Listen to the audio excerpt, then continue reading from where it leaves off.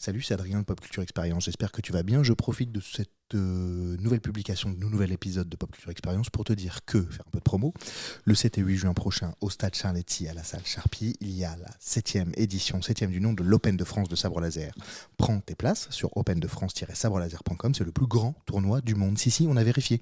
C'est très bien parce qu'il y a des cookies, il y a du sabre laser, il y a des coupes à soulever, il y a des médailles à mettre autour de son cou. Il y a des activités à faire, des cookies, je crois que je l'ai déjà dit. Il y a des expositions Star Wars, il y a des vendeurs de sabres laser, il y a des t-shirts, il y a des activités, il y a du jugger, il y a du sport du futur. Bon bref, c'est très très cool. Et il y a des animations autour du doublage avec 2 comédiennes de doublage de grand talent. Et ça, c'est très très cool. Donc, rejoins-nous, ça va être bien. Je lance le jingle. Qui n'est pas du tout assez fort. C'est pas grave. Nanana. On va rester dans le naturel, c'est pas grave. Bienvenue sur Pop Culture Expérience, le podcast qui revient en discussion sur l'expérience de la pop culture de nos invités. Comme je te l'ai dit dans la petite pré-promo, je m'appelle Adrien Coche et j'ai créé en 2015 la Sport Saber League. C'est la première école de combat au sabre laser de France. Ceci n'est pas une blague. Depuis toutes ces années, on a rencontré un paquet de gens hyper intéressants, connus, pas connus, moyens, connus, c'est pas le sujet, mais surtout très intéressants. Et on s'est dit que vous aussi, ça vous intéresserait de les rencontrer. C'est en ça que je viens vous voir aujourd'hui avec le nouvel épisode, avec mon... Mais on n'est pas du tout amis pour l'instant, mon camarade. Je vais pas faire genre, on est amis. Avec mon camarade Fred, Eric, Henri. Ils sont pas deux, hein. C'est pas Frédéric, c'est Frédéric. C'est juste que je voulais dire Fred au début, ensuite j'ai dit Eric pour finir. Mais voilà, donc Fred Henri, game maker, game designer de son état, mais pas que. Il y a des étiquettes, mais plein d'autres trucs. Voilà, qui sont très très cool. On s'est rencontrés à l'occasion de la sortie de son jeu édité chez Asmodée, Bounty Hunter, Star Wars Bounty Hunter, mais il a sorti plein d'autres trucs et il nous parle de plein de choses aussi autour du game design et du game de la gamification. On parle du futur, on parle de transhumanisme un peu, on parle de viande, comment dit-on, imprimée, qui pousse, de la viande qui pousse, voilà, comme des plantes, qui ne sont pas des cadavres, mais vous l'avez entendu dans l'extrait d'hier, je pense. Si vous avez un doute, écoutez l'extrait d'hier, c'était bien, qui a été publié hier en tout cas. Et puis voilà, ça parle de jeux, beaucoup surtout, ça parle de Star Wars évidemment, et ça parle de pop culture, bien sûr. Je vous dis à tout à l'heure, ciao. Donc c'est le moment où on peut commencer à dire des conneries. D'accord. C'est ça qui est important. Bah, tu m'as dit que t'es auto à brut de décoffrage, Ouais, plutôt. Je dis des conneries, je dis ce que je pense, ça m'a porté préjudice, mais on s'en fout, et j'avance comme ça, c'est ça que tu m'as dit. Bah ouais, plutôt. Fred. Ouais, j'aime bien. Non, mais j'aime bien dire. C'est ça que tu m'as dit, tu m'as présenté le personnage. Chat, voilà. J'aime bien dire les choses telles qu'elles sont, et puis j'aime bien dévoiler un peu le dessous des cartes. Voilà. Ok. Alors les amis, aujourd'hui, je reçois Fred Henri. Frédéric. Ouais. Mais on peut dire, tu préfères Fred ou Frédéric ? On m'appelle Fred. Tout le monde t'appelle Fred. Ouais. Je reçois Fred Henri, qui est, à mon avis, parmi un monceau de trucs supplémentaires. Comment on peut dire pour toi ? Game designer ? Game maker ? Ouais, gamer ? alors, tout ? ouais, Qu'est-ce que tu as envie de t'appeler pour ça ? Je préfère auteur de jeu.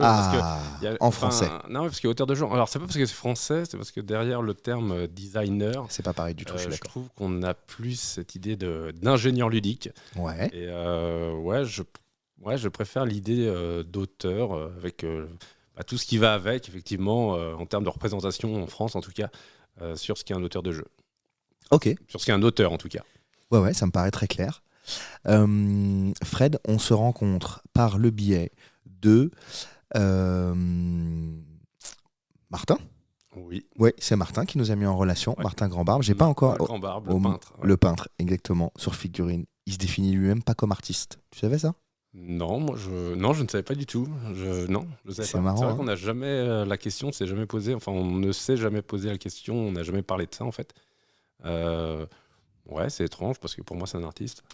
C'est ce que j'ai pensé aussi. Au moment où on enregistre là avec Fred, j'ai pas encore publié Martin. Les gens vont le savoir du coup parce que je pense que vous ferez partie de la même saison. Mais j'ai pas encore publié Martin, à moins que je sois dans la saison 3 quand je le publie. Je me rappelle pas. C'est cool parce que c'est-à-dire que je peux balancer des trucs qui sont encore secrets mais qui ne seront révélés, qui seront déjà révélés quand sortira la vidéo. Enfin la vidéo du coup, quand sortira le podcast. Ouais. Alors alors là tu vas pas être diffusé tout de suite, mais si tu as des dates, tu me dis et je te dis si c'est diffusé avant ou après. Du coup. Non, mais si la date c'est simple, c'est le 3 avril. Ah ouais, alors non, là tu peux y aller. Ah, Sans- cool. Là tu peux y aller sans problème parce que c'est sûr que ce sera pas diffusé avant le 3 avril. Non, mais figure-toi, parce que je sors, je sors il y a une semaine du tribunal de commerce. Ok, Où, qu'est-ce qui s'est passé? Ça sent les problèmes. Non, pas du tout, Au au contraire. contraire. Alors c'était un peu cher, mais j'ai fait l'acquisition de toutes les propriétés intellectuelles de Feu Rackham Games, Ah ouais Rackham Entertainment. Oh, Et ce qui fait qu'aujourd'hui, Martin, qui travaillait pour eux, retravaillera sur des figues Rackham, mais pour moi cette fois. C'est marrant. ah, putain, d'accord. Alors c'est secret, mais là, au moment de. Oui, quand le podcast sera libéré, ce ne sera plus secret.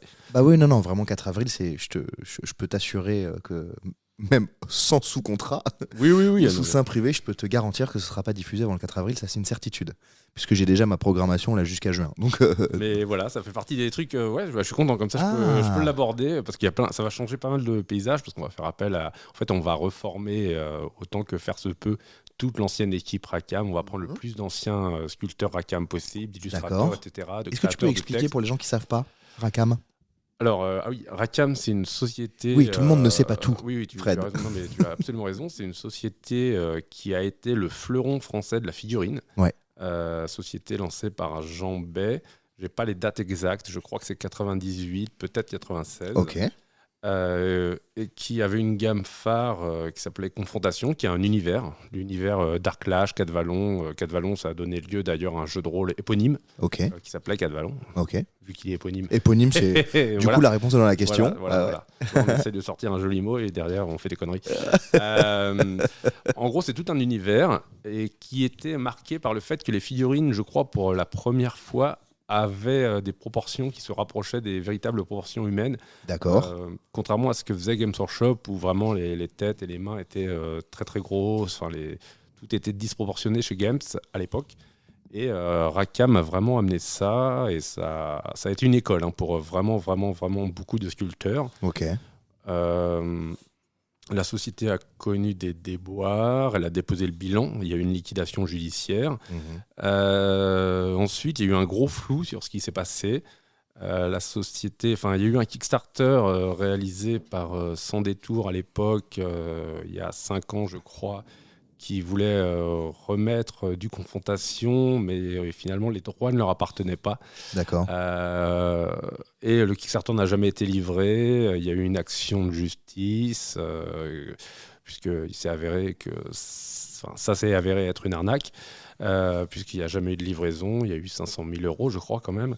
Et voilà, derrière, il y a eu la fermeture et liquidation aussi de Sans Détour.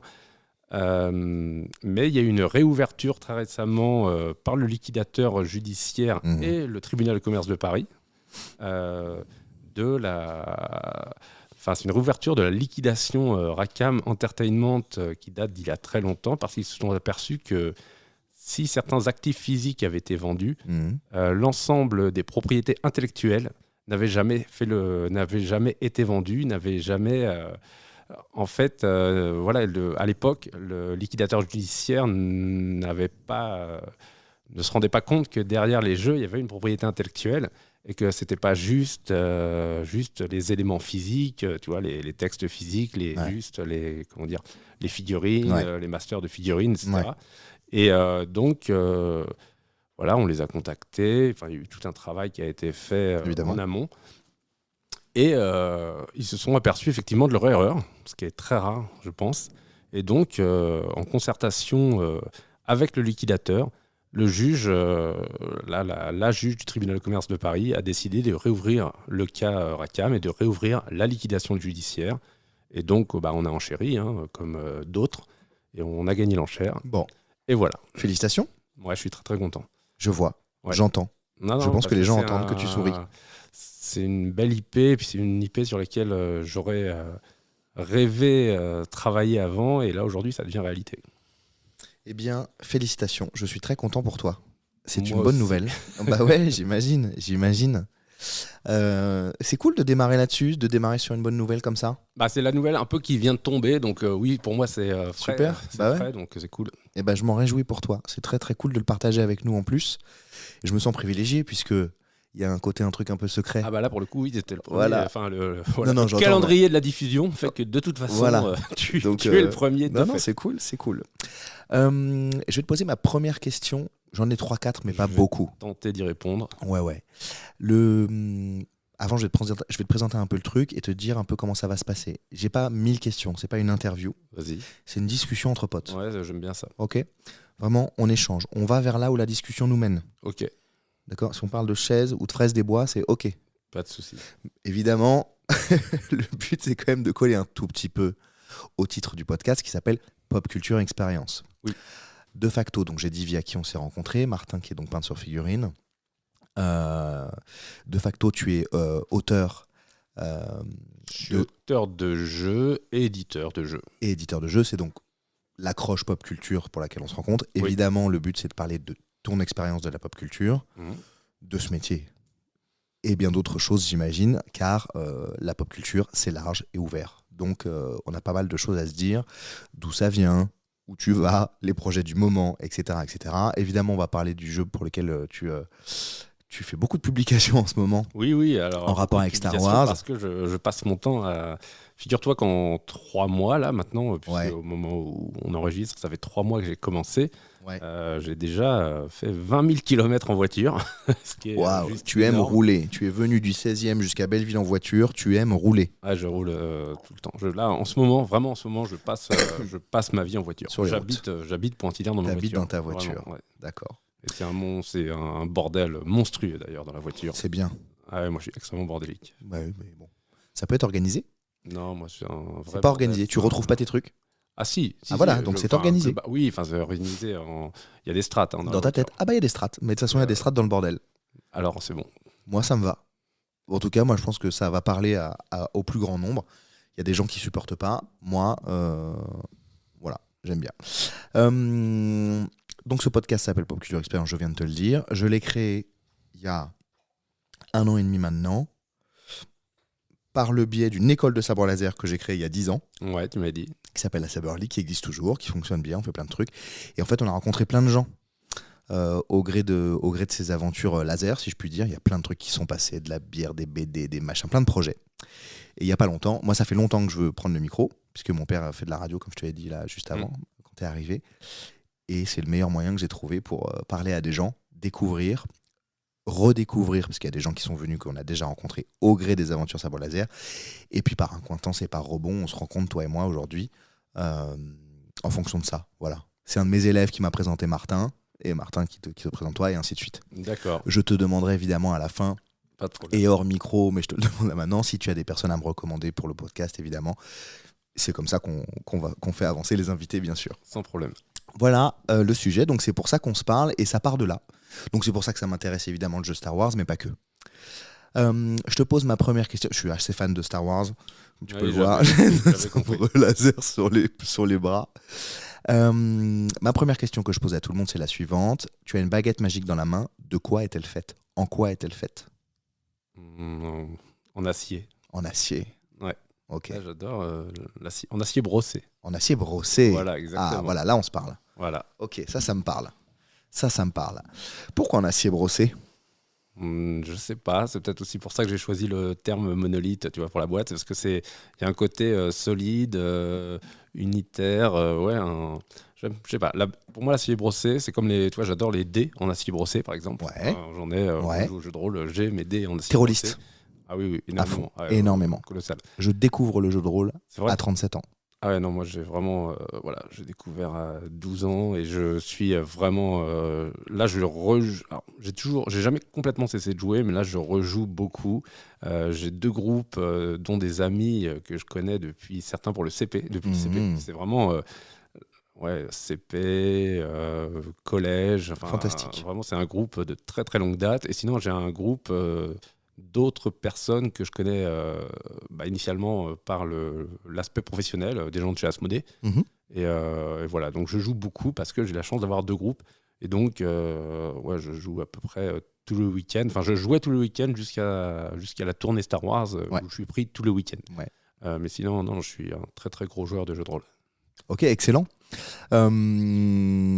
J'ai reçu un ancien président de la Fédération française de jeux de rôle ici. Ah ouais. Bah ouais. Et c'était vachement intéressant. Bah, je veux bien te croire. Ouais, c'était vachement intéressant. Et moi, je découvre là, actuellement, avec mes compères du sabre laser qui sont devenus mes amis, ils vont Moi, je pensais que quand m'initier tu à faisais ça. du sabre laser, t'étais quasi automatiquement rôliste. Écoute, il y en a un paquet. Ah oui, j'imagine. Mais moi, je sors un peu du moule. Parce que je viens pas du tout de là. Mais comme on y vient par là, le sabre et Star Wars, évidemment, j'ai rencontré un paquet de rôlistes. Évidemment, il y en a un paquet dans l'école. Non, mais même, alors, pour la petite anecdote, il faut aussi savoir que le jeu de rôle Star Wars, le jeu de rôle Star Wars de West Endgame à l'époque, ça a été, pour l'univers étendu de Star Wars, une source d'information absolument colossale. Enfin, Évidemment. tous les gens, les showrunners, enfin beaucoup de showrunners qui travaillent aujourd'hui sur Star Wars sont issus justement du jeu de rôle Star Wars. Ça a vraiment, même quand des personnages comme Boba Fett notamment, il y a certains personnages qui étaient techniquement des personnages relativement secondaires qui grâce au jeu de rôle, sont devenus des personnages iconiques, ont eu leur spin-off, etc. quoi. Non, le jeu de rôle, il a été extrêmement important dans la geek culture Star Wars. Bien sûr, bien sûr. D'accord, mais tu n'échapperas pas au reste de la question de la baguette parce qu'il y a d'autres questions sur la baguette. Donc c'est une baguette en acier brossé. Ouais. Est-ce qu'elle a une longueur particulière? Elle est longue, elle est courte, elle est... On parle pas de zizi, hein. Non, mais bon. Mais on peut faire le rapprochement, tout le monde le fait, évidemment. Évidemment, je ne sais pas. On va dire que c'est une baguette de 35 cm. Ouais, bonne longueur. C'est une baguette magique. Enfin, c'est une baguette. Petite baguette. Est-ce qu'elle est très épurée ou alors il y a une forme, c'est un peu cabossé, c'est comment? Très ergonomique. Non, mais elle a été épurée, mais elle a pas mal servi. Donc elle est un peu cabossée. Ok. Est-ce qu'il y a quelque chose à l'intérieur? Non, c'est de l'acier plein. C'est de l'acier plein. Ouais. Il n'y a pas de surprise. Non, zéro surprise. Il n'y a pas de détour. Non. C'est de l'acier plein. C'est de l'acier plein. Est-ce qu'il y a un petit grip pour bien la tenir? Ou alors non, vraiment, on est sur l'acier pur, c'est la baguette, on sent le froid, on sent la matière. Non, mais le grip, il n'est pas en plus. Le grip, il est dans l'acier. Enfin, il est dans l'acier. Il y a une partie dans l'acier qui est... c'est pas mal la question. Grip, ouais, elle est très bien. Donc il y a un grip, ça a été grippé, mais ça a été grippé, sur matériau. Au moment où elle a été fondue. Si tu veux. Voilà, elle a été fondue. Bien sûr. Elle a été fondue, celle-là. Oui, en un bloc, vraiment. Parce qu'elle pourrait être travaillée autour, tu vois. Non, mais elle a été fondue, puis... On va dans le détail, c'est important. Elle a été retravaillée, justement, brossée, etc., etc. Mais à un moment, il a bien fallu qu'on passe par un moule. Ok. Pas obligé. Je suis pas forgeron, mais je pensais que si. Non, mais ok. Très bien. La mienne, oui. Voilà. La tienne, oui. Elle est prémoulée. La mienne a été... en tout cas, elle a été coulée dans un moule. Puis travaillée, puis brossée, machin. Voilà. Puis grippée, si on peut dire. Oui, grippée, on s'entend. Il y a une poignée qui permet de bien une texture. Il y a des aspérités qui permet de la tenir. On sait où il faut la tenir. Ouais. Pour aller faire pipi. Non, on parle pas de zizi, on a dit. Non, pas du tout. Est-ce que dessus, il y a des inscriptions, des runes, quelque chose? Pas obligé, hein? Non, mais par contre, ça me plaît bien maintenant. J'adore ces questions. Ouais, il va y avoir des inscriptions un peu dans les caractères que tu trouves dans Predator. Je sais pas si tu vois quand les bombes vont exploser. Etc. Complètement. Il y a cette sorte de langage. Un truc un peu cunéiforme, mais je ne saurais dire exactement quoi. Ouais, on sait pas ce que ça dit? Non, on sait pas ce que ça dit. Non, parce que c'est une relique extraterrestre. Donc non, on sait pas ce que ça dit. Ok. Elle n'a pas été décryptée encore. Ok. Elle a un poids certain du coup. Ah oui. On la sous-pèse correctement, je veux dire, elle n'est pas légère. Clairement. Ah non, elle n'est pas légère du tout. Il y a de la matière, comme on a dit tout à l'heure. Elle est pleine. Elle est pleine. Clairement. Elle est intéressante, cette question. Ouais. Je m'auto-satisfais de mes bordels. J'ai peur qu'il y ait un petit truc psychanalytique à l'intérieur. Mais... je te rassure, il y a 100% un truc psychanalytique à l'intérieur. Je te rassure tout de suite. Tout le monde répondant à cette question, franchement, 4 personnes sur 5 répondent en parlant d'eux. Donc, t'emmerdes pas. T'emmerdes pas. Est-ce qu'elle a un pouvoir particulier, cette baguette? Ou pas du tout? Elle fait tout, on ne sait pas.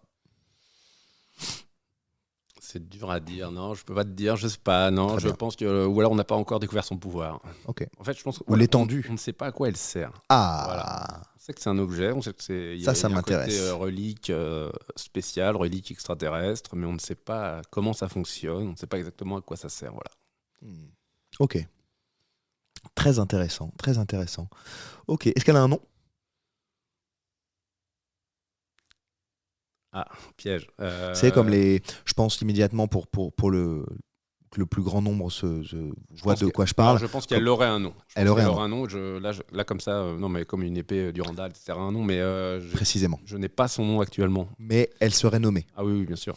Oui, bah oui, c'est pas la baguette. La baguette de Fred. Non, mais il lui faut un nom. Non, il lui faut un nom. Non, mais tu vois, comme la baguette de Suro, la baguette machin de Dumbledore, par exemple, pour ne parler que d'Harry. C'est pas Harry Potter qui a inventé les baguettes magiques, mais Non. pour que les gens se figurent, parce que tout le monde ne connaît pas tous les univers, mais c'est possiblement un des univers les plus connus. Ok, intéressant. Intéressant. Merci d'avoir répondu à ces questions-là si précisément. Mais j'aime être précis sur cette question-là, parce que je trouve que on avance dans les strates, tu vois, comme le bordel de ta voiture. Moi, je pense qu'il n'est pas magique. Je pense que c'est une techno-baguette quelque part. Il y a un truc. Ok. Mais voilà, je peux pas en dire plus. Je la connais pas plus que ça, justement. Mais voilà. Techno-baguette, c'est bon ça. Il y a un côté, je pense. Si c'est une relique, il y a un côté techno. Ouais.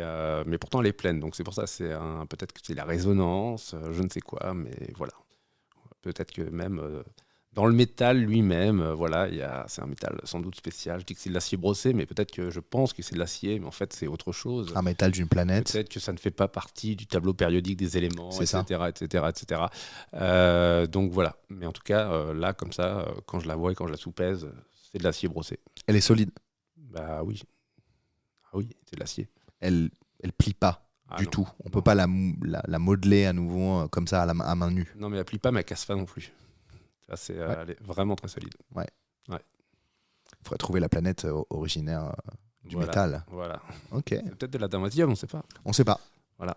On sait pas. Une sorte. Peut-être du vibranium. Peut-être, mais techniquement, l'adamantium est plus solide. Oui. Oui. Vrai. Là, voilà, si.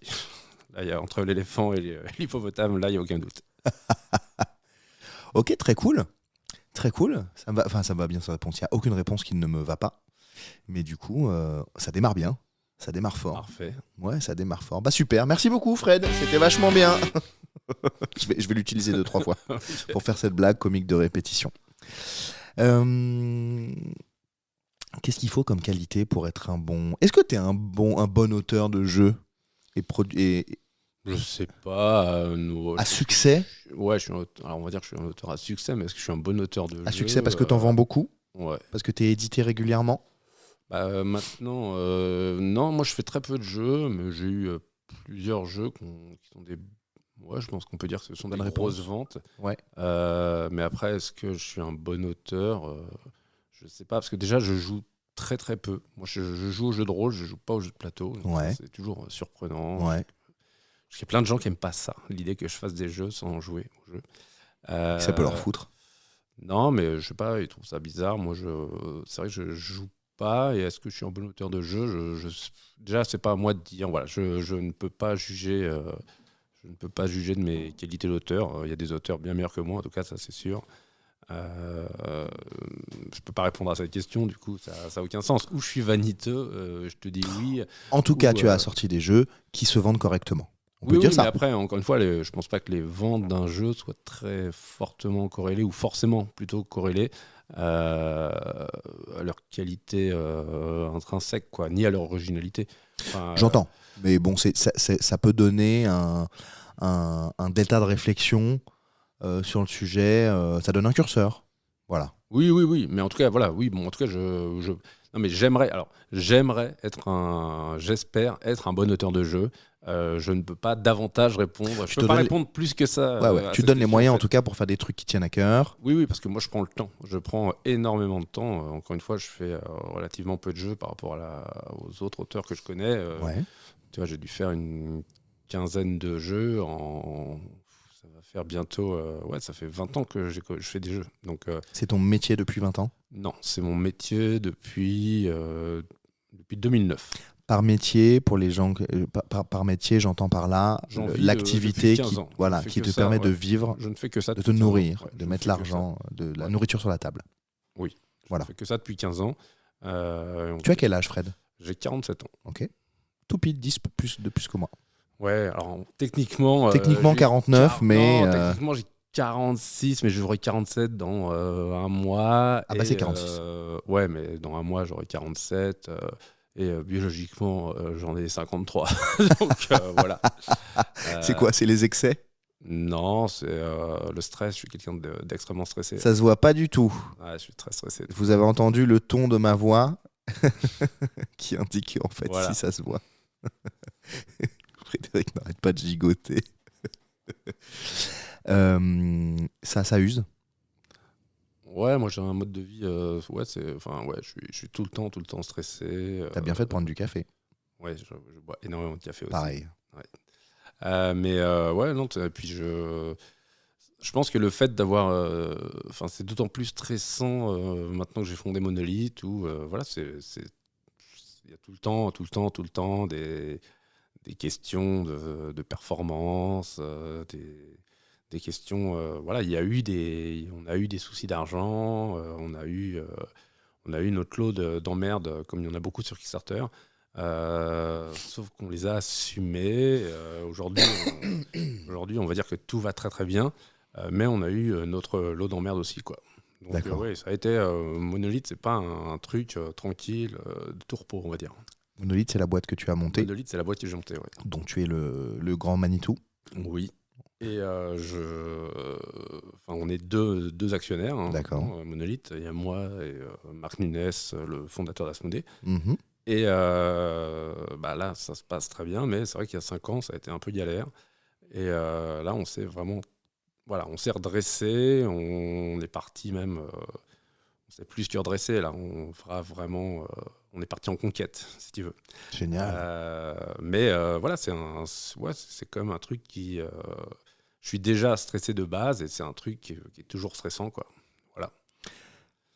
Ça fait partie de mes questions, mais du coup, tu l'amènes tout de suite. Comment tu gères ce stress-là qui a l'air permanent ?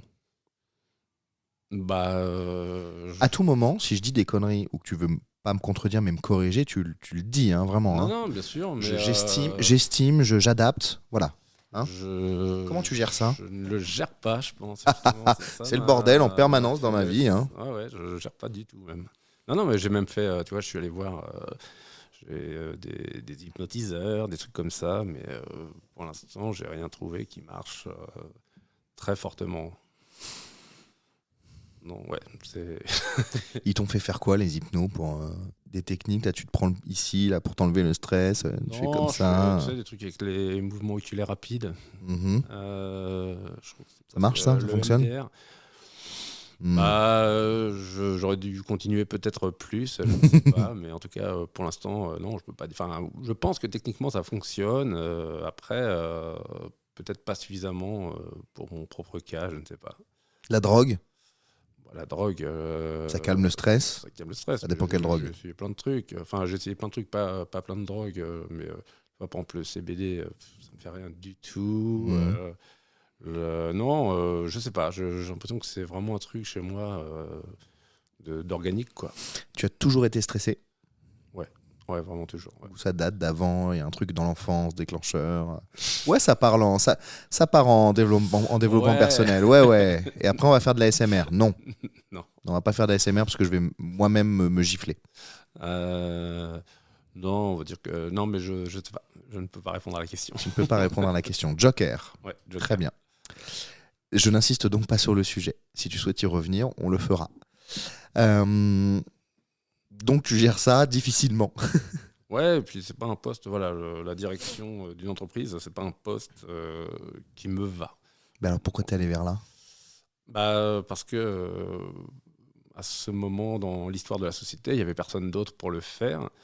Moi, je ne voulais pas être gérant, j'ai jamais voulu être gérant. Mmh. Il se trouve qu'on était plus, on avait 2 associés de plus qui ont quitté la société, dont l'un était gérant. Donc je me suis retrouvé de fait avec la gérance de la boîte. dans une situation économique qui était assez compliquée. Et je pense que j'ai quand même, par contre, j'ai vu à quel point on s'est adressé, je pense que j'ai plutôt assuré. Par contre, c'est pas un truc que j'aime, c'est un truc que je déteste même. Voilà. Je déteste la gérance. Ouais. Ok. Tu préfères créer? Bah oui. En plus, je déteste tout ce qui est administratif, je déteste donner des ordres. Je suis très mauvais à tout ça. Alors, visiblement, t'es pas très mauvais, puisque tu as réussi à redresser la situation. Ouais, mais je suis pas quelqu'un qui... Je suis pas bon pour donner des ordres, parce que je suis quelqu'un qui dit oui à tout. Tu vois, donc, Est-ce que tu as 500 €, s'il te plaît? Après l'émission. S'il sort les 500, je prends une photo. Vraiment, ce serait drôle. Ok, je comprends ce que tu me dis. C'est pas fait pour toi. Non. Mais là, tu l'as fait par défaut. Là, je l'ai fait, ouais, totalement par défaut, oui. Est-ce que tu envisages de sortir de ce rôle? Ah ben, je sors de ce rôle. Oui, je vais sortir de ce rôle ASAP, comme on dit. Ouais. Très rapidement, et je vais me faire remplacer par mon associé aux manettes, parce que lui, par contre, n'a rien à prouver. Il est vraiment, il est né, c'est con ce que je vais dire, mais en tout cas, il a plein de sociétés. Il a déjà montré qu'il était très très très fort pour gérer les sociétés, pour prendre des décisions. Moi, je suis pas quelqu'un qui prend facilement des décisions, et je pense que mes décisions sont rarement optimales. Ok, n'hésite pas à rapprocher le micro de ta bouche. Oui, pardon. Pas forcément toi. Non, mais vraiment, regarde, le truc est très... tu peux vraiment le tirer et le mettre... Qu'est-ce que t'en penses? Ouais, ça me paraît très bien. Parfait. Qu'on t'entende dire correctement ce que tu racontes, mais c'est fait exprès pour s'adapter, pour que nous, on soit à l'aise pour parler. Tu peux le bouger vraiment comme tu veux. Ok, je comprends ce que tu me dis. Merci d'avoir partagé ça. Ouais. C'est vrai que c'est pas facile de prendre des décisions et de donner des indications, des ordres, etc. C'est pas... En tout cas, c'est pas mon truc. Voilà, en tout cas, c'est pas ton truc. Mais non, mais même, c'est pas facile. J'aime pas le conflit, par exemple, et c'est très compliqué de gérer une boîte sans conflit. Sans qu'il y ait aucun conflit. Ouais, même la vie, de toute façon. Hein. Oui, même la vie. Oui. Il y a des coups, on n'est pas obligé d'être d'accord sur tout, mais on n'est pas obligé non plus de se faire la guerre pour tous les sujets. Mais oui, j'entends ce que tu me racontes. Ok. C'est quoi dans la vie ton super pouvoir, dans la vraie vie, dans la vie tangible? Je sais pas, je suis pas sûr d'avoir un super pouvoir quelconque. En tout cas, on a compris que c'est pas dirigeant ton super pouvoir. Non. Non, moi, ce que j'aime, c'est créer, mais je peux pas dire que ce soit un super pouvoir. Et comme je te dis, il y a plein de gens qui sont bien meilleurs que moi. Donc, non, je pense pas avoir vraiment. Non, je pense pas avoir quoi que ce soit qui me démarque particulièrement des autres. Non, je pense pas. L'humilité, du coup, peut-être. Même pas. Faire jouer les gens? Non, mais par exemple, l'humilité, voilà, j'avais beaucoup d'humilité. C'est vrai que le succès très rapide de Monolith m'a peut-être fait oublier ça, et les complications qu'il y a eu ensuite m'ont rappelé à l'ordre, on va dire. M'ont réappris l'humilité. Voilà. Mais bon, est-ce que je suis humble? Je sais pas, parce que en même temps, j'ai de l'ego. J'ai pas mal d'ego. J'ai de l'ego. T'as de l'ego ou de la fierté? C'est ténu. Je ne sais pas. Je peux pas te répondre. Je sais pas. C'est trop ténu pour moi. Qu'est-ce qui a fait le succès très rapide de Monolith? Monolith, c'était construit autour de Conan initialement, et Conan, on va dire que j'ai fait une grosse tournée partout en France avec Conan, un peu comme je fais maintenant avec Bounty Hunter,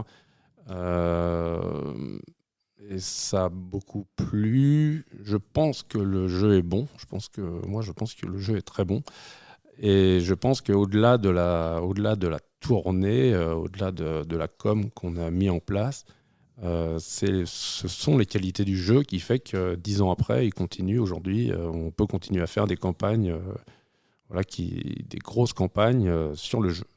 On a une communauté très très forte Donc on a toujours un socle de base solide de gens sur qui on peut compter parce qu'ils sont fans du jeu, quoi. On a des fans du jeu vraiment de Conan.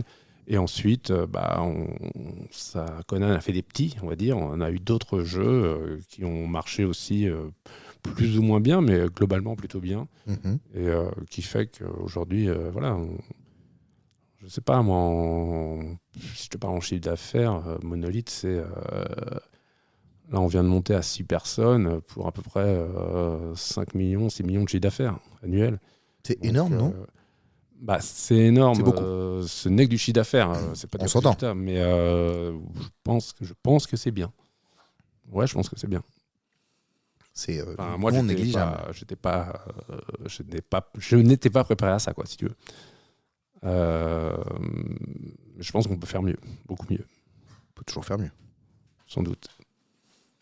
Après, bon, voilà. Chercher à toujours faire mieux, etc. T'oublies parfois de faire bien, mais oui. Voilà. On est d'accord. Ok, c'est intéressant. En tout cas, ça donne du boulot à 6 personnes. Oui, ça donne du boulot à 6 personnes. Ça a déjà donné Sûrement du boulot d'autres par à extension, plus de personnes. Ouais.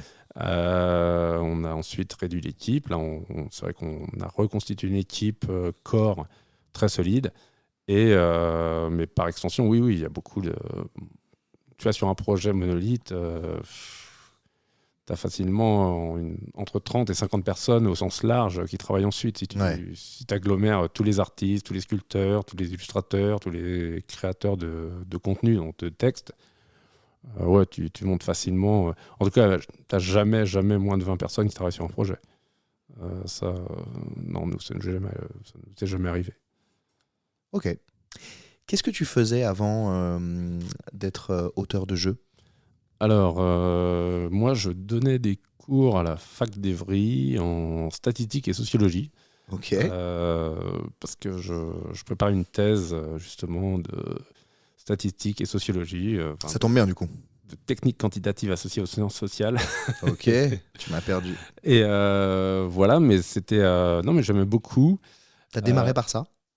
Ouais, j'ai commencé vraiment par ça, mais c'est un truc que j'aimais beaucoup, mais lorsque j'ai vu que je pouvais vivre du jeu, en fait, je suis parti à la Gen Con pour un jeu que j'avais fait, j'avais été invité à la Gen Con aux USA, à Indianapolis, et j'ai découvert là-bas un monde que je ne connaissais pas tellement. C'était, tout le monde était déguisé, il y avait des Stormtroopers partout, il y avait du jeu de rôle partout, alors c'était en 2008 ou 2009. Ah oui, ouais. 2009, il y avait beaucoup moins de... Le jeu de rôle était vraiment dans une phase creuse, on va dire. Ouais. Et là-bas, c'était resté très vivant. Et moi, ça m'a décidé. Je me suis décidé à faire ça. Je me suis dit, je veux faire ça. Donc, je suis rentré. J'avais un petit proto de jeu qui était vraiment un tout petit jeu qui s'appelait Timeline. Je me suis dit, tiens, je vais le coéditer. J'ai cherché de l'argent. J'ai emprunté 20 000 € à l'époque. J'ai trouvé quelqu'un qui voulait bien l'éditer avec moi, qui voulait bien méditer, et moi je voulais être coéditeur à hauteur de 35%, je me souviens. Donc j'ai payé le premier tirage, et c'est parti comme ça, et ça a eu du succès tout de suite. Et moi, ça m'a lancé dans le truc, parce qu'à côté, j'avais déjà fait des jeux, notamment d'assez gros jeux, des trucs qui s'appelaient The Adventurer, justement, le jeu qui m'avait emmené aux États-Unis. Et ça m'a permis de continuer. Et ensuite, j'ai eu quelques autres succès, et surtout Conan. Ensuite, qui m'a permis j'ai monté Monolith autour de Conan. Et puis ça a vraiment cartonné. Conan, on avait fait juste sur le Kickstarter, on avait fait 3,3 millions, je crois, ce qui était énorme à l'époque. Waouh. Bon, je crois que c'est même énorme aujourd'hui, 3,3 millions comme somme. Oui, mais ça a été battu plein de fois aujourd'hui. Mais à l'époque, c'était vraiment beaucoup. C'était très rare. Je crois qu'on a fait Conan, on était le plus gros Kickstarter de l'année pour une nouvelle boîte qui sortait son premier jeu. Donc c'était quand même une belle réussite. Tu sors tous tes jeux sur Kickstarter ? Alors, moi j'ai deux approches. J'ai l'approche petit jeu, ce que j'appelle le retail. Donc le retail, ce sont les boutiques. Ça, je passe par Asmodée parce que... Systématiquement ? Ouais, alors Asmodée ou autre, mais surtout Asmodée parce que ce sont des gens que je connais très très bien. Bien sûr. Et voilà, du coup, c'est plus pratique. Et puis, voilà, en termes de distribution, ils sont vraiment très forts. Ah oui, bon, enfin, c'est Asmodée, quoi. Voilà, c'est Asmodée. Vraiment. Et pour les gros jeux, par contre, je l'ai fait moi-même sous Monolith. Voilà, pour moi, ça s'adresse à deux publics pas totalement différents, mais relativement différents quand même. C'est-à-dire que acheter un jeu, nous on a un panier moyen à $220 à peu près, $225 sur Kickstarter. Acheter un jeu 18 mois à l'avance en mettant $225 hors frais de port, c'est quand même c'est très très très spécial. C'est pas du tout vraiment spécifique, la personne lambda. Voilà, c'est pas grand public du tout en fait. Donc voilà, ces jeux-là, comme moi j'ai fait notamment Batman, si on regarde des jeux comme chez nous Mythic Battle, ça s'adresse vraiment à un public très très spécifique. Et ce public-là, tu le trouves sur Kickstarter, sur GameFound, mais tu le trouves pas trop en boutique. En tout cas, c'est pas pour ce genre de jeu qu'ils vont en boutique. Ouais, bien sûr. Ok. Tu passes jamais par Ulule? T'as jamais fait? Non, parce que pour moi, ça n'a pas d'intérêt. Enfin, nous, on vend l'essentiel de nos jeux à l'étranger. Okay. Ulule, c'est une plateforme très franco-française. Ouais, vraiment. Ouais. Non, mais du coup, ça répond à la question parfaitement, je trouve. Ok, d'accord. C'est quoi ton premier jeu? Le tout premier jeu? Alors, ça dépend. Le tout premier jeu édité. Ok, allez, le tout premier jeu édité. C'est un truc qui s'appelait Red Hot Chili Dragon, avec un pote, Guillaume. C'était un petit jeu de prise de risque où on jouait des aventuriers qui devaient se rapprocher plus ou moins d'un dragon dans une caverne pour prendre les trésors les plus chers possibles, mais plus tu es proche, plus tu risques de te faire griller quand il crache. Okay. Voilà, ça avait pas marché plus que ça, mais ça avait marchouillé quand même. Déjà, c'est édité. Je crois qu'on avait fait 8000 copies, ce qui est pas dégueu, hein, franchement. C'est quand même cool quand tu te lances, c'est honnête, non? Oui. Et puis surtout, c'est nous montrer qu'on pouvait être édité. Il faut bien se lancer, clairement. Donc c'est pas un jeu que je regrette. Après, voilà, si je l'aurais fait différemment aujourd'hui, mais c'est pas un jeu que je regrette. Par contre, mon tout premier proto, c'est un jeu qui est sorti beaucoup plus tard. C'est un proto qu'on a commencé en 2002, sorti en 2009 ou 2010, chez Rackham. Chez Rackham, du coup. Ça s'appelait Russian Crush, c'était un jeu de véhicule. Ça me parle. De course de voiture, initialement dans une ambiance Mad Max, mais qui a été mise. Le jeu a été mis plutôt dans l'univers d'AT-43, un univers science-fiction. Et c'est un jeu que j'aimais beaucoup, mais je trouve qu'il était très mal réalisé et qui a foiré complètement, qui a bidé. Bon. Qu'est-ce qui t'a donné envie de faire du jeu, de créer, pas d'éditer du coup parce que t'es pas éditeur, mais c'est pas ça dont on parle là maintenant, je veux dire. Ça sort d'où cette envie de créer un jeu, d'être auteur d'un jeu et de le sortir du coup après, d'essayer de le sortir et de faire jouer les gens? Moi je sais que déjà on crée beaucoup de jeux de rôle avec les potes quand on était dès le collège. On avait le club de jeux de rôle, il y avait un peu de jeux de plateau. Moi j'aimais pas trop jouer aux jeux de plateau parce que ça nous prenait du temps pour le jeu de rôle et c'est vrai que on n'était pas sur des jeux qui moi me plaisaient énormément. On était sur, je sais plus, il y avait Footmania, des trucs comme ça. Ah ouais, Footmania. T'es vieux comme ça. Footmania. Ouais. Mais c'était très long et puis c'était pas spécialement moi c'est pas ce qui m'intéressait du tout. Ouais. Par contre, le fait de trouver des mécaniques qui génèrent quelque chose, ça c'est un truc qui m'a toujours plu. Vraiment, c'était le cas pour le jeu de rôle, mais c'était aussi en fait il y a un truc, je pense, que m'a apporté le jeu de rôle, c'est dans le jeu de rôle, les règles sont un peu la physique du monde. Et c'est d'essayer de voir le monde à travers cette grille spécifique que sont les règles. Et donc, tu te sers des règles pour savoir ce que tu veux générer, nous, on a des règles fondamentales comme la gravité, etc. etc. Comment tu les simules en jeu de rôle? En jeu de rôle ou en jeu tout court, quoi. Ouais. Qu'est-ce que tu veux simuler? Qu'est-ce que tu veux générer, en fait? Et ça, c'est un truc qui m'a toujours plu, je pense. Depuis vraiment longtemps. Depuis l'époque où on créait nos propres systèmes de jeu. Ouais, c'est intéressant. T'arrives à te rappeler d'un âge ou d'une période?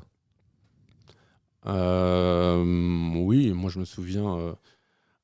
Alors c'était, on va dire que c'est quand même encore l'adolescence, mais c'est vraiment à 18 ans où je m'étais mis sur un système de jeu qui me semblait vraiment novateur parce que ça permettait en jeu de rôle de ne plus avoir de round. C'était un truc continu. Il n'y avait plus de round et c'était un truc qui m'avait vraiment. J'étais très très fier de moi.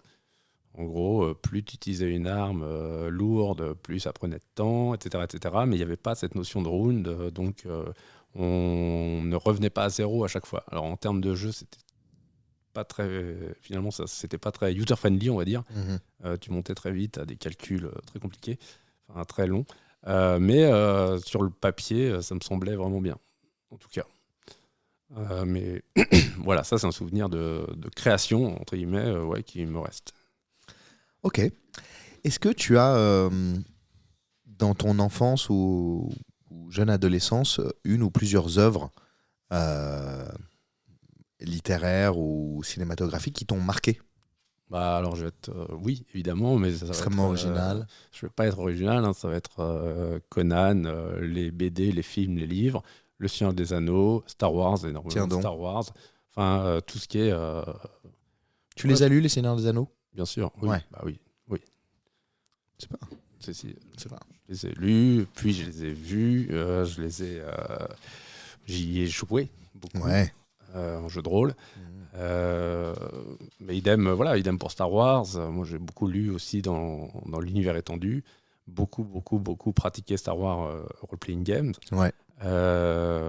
Évidemment, regardé à l'époque en VHS et en CD, regardé encore et encore. Ouais.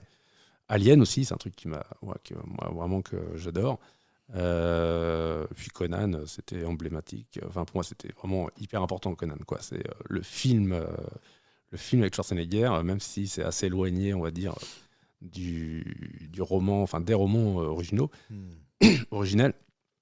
C'est un truc qui m'a beaucoup marqué. Qu'est-ce qui t'a marqué dans Conan? Notamment la musique. Okay. La BO de Conan, tu vois, je me souviens, j'avais 2 CD chez moi, c'est tout. Et c'était la BO de Conan et je ne sais quoi. Et tu sais pas l'autre? Non, mais j'en avais que 2. Je sais plus quel était l'autre. Un truc sans doute qui avait absolument rien à voir. Mais, il y avait surtout, mais en tout cas, elle avait BO de Conan. Ça a été mon premier CD. Moi, je suis quelqu'un qui... Alors, c'est marrant, je n'écoute pas de musique. Ouais. T'écoutes les BO? Non, c'est la seule BO que j'ai Juste écoutée. Conan. J'écoute pas de musique. T'écoutes pas de musique, tiens. Non. Tiens donc. Ouais. C'est rare les gens qui écoutent pas de musique. Il paraît. À chaque fois, on fait la réflexion, mais non, moi, non, j'écoute pas de musique. Ah, tu fais ce que tu veux. Moi, je m'en contre-cogne, hein, mais je trouve que c'est rare, en effet. Tu sais, c'est un truc très classique. Tu dis alors, t'écoutes quoi? Et toi, rien. Rien. Ouais. Tu regardes des films? Je regarde des films, je regarde des séries, mais je sais pas, je dois voir. Ah non, mais c'est comme ça. C'est ni bien ni mal, on s'en fout, non? Oui, sans doute. C'est un fait. Oui, c'est un fait, voilà. C'est un fait. C'est un fait établi, et tant mieux, tant pis, on s'en fout. Voilà, très bien. Tiens, c'est quoi ton Star Wars préféré en film? Alors, tout confondu, hein. Alors, voilà. Non. Tout confondu. Bon, tu veux faire par trilogie? Non, mais tout confondu, je me demande. On va quand même le faire par trilogie. Si ce n'est pas. Allez, en fait, je place Rogue One très très haut. En fait. Ouais, c'est ça le truc, parce que Rogue One, je trouve qu'il respecte tellement bien le matériau source, notamment le côté low-tech, etc. Ouais. Tu gardes l'esthétique des 4, 5, 6. Donc, la plupart des gens diraient l'Empire contre-attaque, mais moi je me demande si c'est pas malgré tout le 4.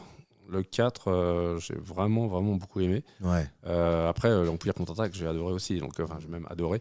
Mais il y a un truc avec Tatooine, je dirais quand même je dirais un nouvel espoir. Rogue One, l'Empire contre-attaque, dans l'ordre. Ok. Et dans les 2 autres trilogies?